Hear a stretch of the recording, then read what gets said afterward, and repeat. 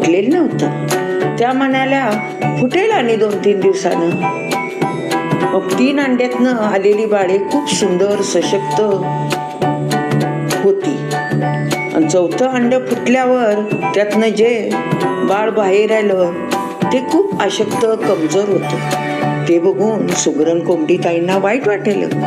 त्या काय म्हणाल्या, अरे ही 3 बाळं कशी सशक्त आहेत आणि हे छोटं बाळ का अशक्त आहे. ह्याची खाण्याचे आबाळ आपण करता कामा नये.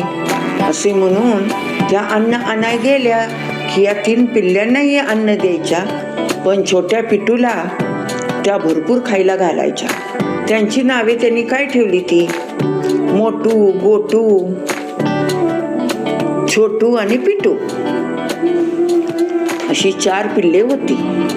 त्या दररोज अन्न आणाय जायच्या. अन्न आणून पिल्ल्यांना भरवायच्या. जास्त अन्न छोट्या पिटूला भरवायच्या.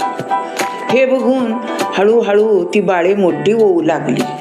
त्यांना समजायला लागलं. मग ती काय म्हणायची, आई तू पिटूला का जास्त अन्न भरवतेस, आम्हाला का जास्त भरवत नाहीस.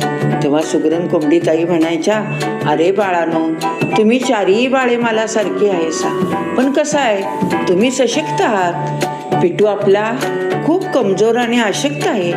त्याला भरपूर अन्न खायला घालून त्याला सशक्त केला पाहिजे, म्हणून मी त्याला जास्त भरवते. हे ऐकून त्या 3 भावंडांना राग यायचा. ते छोट्या पिटूचा राग करायचे. आई अन्न आणाय गेली की त्याला म्हणायची, अरे पिटू तू खूप अशक्त आहेस, कमजोर आहेस, आमच्यासारखा ताकदवान नाहीस, म्हणून तुला आई जास्त भरवते, तुझे लाड करते, आमचा लाड आई करत नाही. म्हणून ते 3 भावंड